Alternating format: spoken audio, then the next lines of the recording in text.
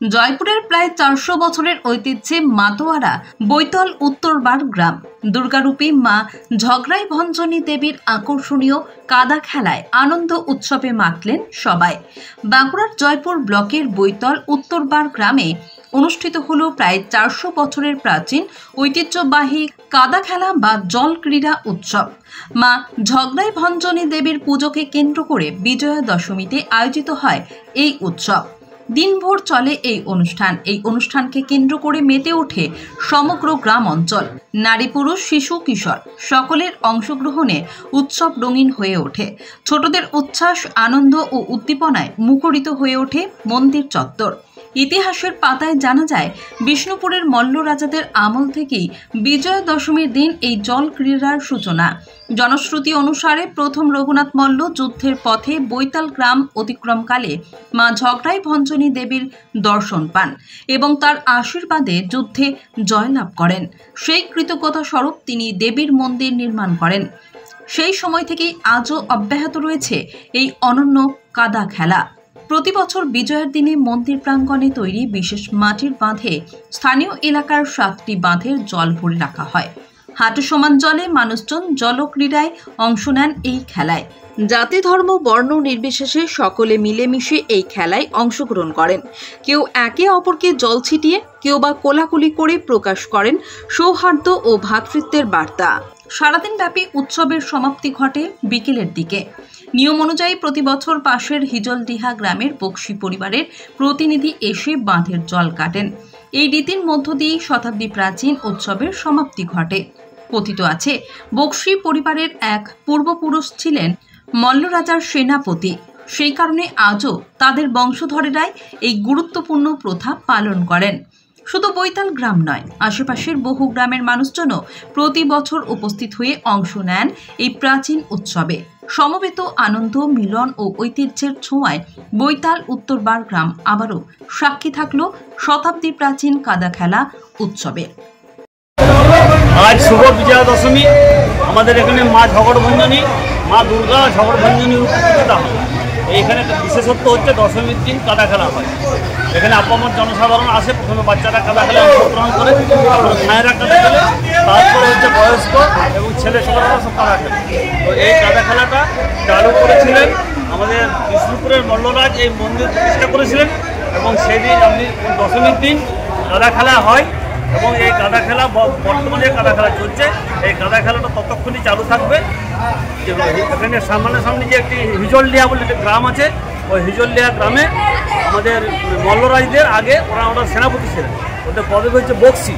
ওই বক্সিরা আসবেন, এখনও পর্যন্ত বক্সিরা আসেন এবং এসে এই যে 7টি পুকুরের যে জল এক কাছে করা হয়েছে, এই পুকুরগুলিও মায়েরই পুকুর, সেখান থেকে জল এসেছে, কাদা খেলা করছে। এবং এখানে বক্সিরা আসবেন, বক্সিবাবুরা আসার পর তারা নিজের হাতে এই যে বাঁধ আছে, এই বাঁধটি ভেঙে দেবেন, তারপরে কাদা খেলা শেষ হবে। শ্যামলকান্তি চক্রবর্তী, বৈতল, জয়পুর, বাঁকুড়া। বাঁকুড়া জেলার জয়পুর ব্লকের বৈতল উত্তরবার গ্রামের যে ঐতিহাসিক কাদা খেলা অনুষ্ঠানটি অনুষ্ঠিত হয়েছে। এই কাদা খেলায় জাতি ধর্ম বর্ণ নির্বিশেষে মহিলারা এবং প্রতিবাচারা এই কাদা খেলায় অংশগ্রহণ করে থাকেন।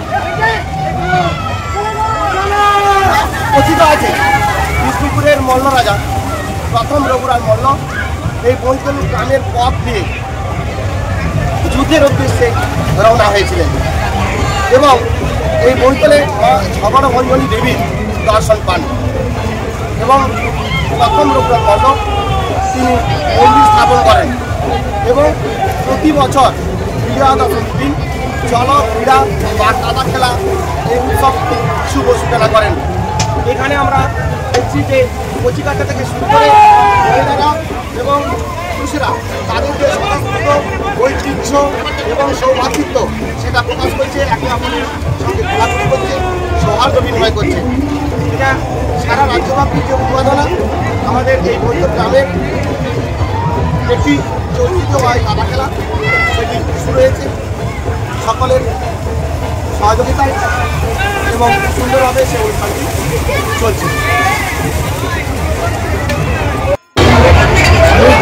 আমি জলবন্ধনী সবাই আমার সন্ততি এবছর আমার খেলা মল্ল রাজারা এই খেলা চালু করেছেন। কথিত আছে যে রাজারা কখনো যুদ্ধর জন্য এই দিকে যান, তখন কোনো এক ঘর থেকে ছোট মেয়ে এখানে বেরিয়ে বটতলায় খেলা করে এবং ওনাকে বলে যান রাত্রিবেলা, যেটা অসম্ভব, একজন রাত্রিবেলায় ছোট্ট মেয়েকে এই বটতলায় দেখাটা মানে অসম্ভব। সেই থেকে রাজা অনুমান করেন যে তিনি দেবতারই অংশ, এই মনে করে বলে যান যুদ্ধে জয়লাভ করলে আমি এখানে রক্তের খেলা চালু করে যাব, মনোবাসনা পূর্ণ করব, সেবাই নিয়োগ করব এবং ৬২ বিঘা সম্পত্তি সেবাইতের নামে লিখে দেন আর এই মন্দির প্রতিষ্ঠা করেন।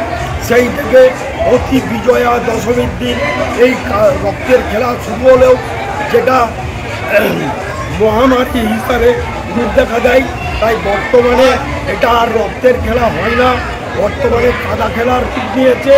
সেইখানে ওই বলির রক্ত দিয়ে দেওয়া হয় এবং সেই থেকে এটা কাদা খেলা নামে প্রচলিত এবং তারাই এই মন্দির করে দেন। তারপর থেকে বক্সিরা এখানে নিয়োজিত হন, যারা খেলা এলে তারা এসে খেলা শুরু করেন আর বন্ধ করেন ওই বক্সিরাই এবং ৫টা সাড়ে ৫টা নাগাদ উনি আসলে ওনার সম্মানে উনি বাঁধ কাটিয়ে খেলার সমাপ্তি ঘোষণা করেন। উনি ছিলেন মল্ল রাজার এক সেনাপতি।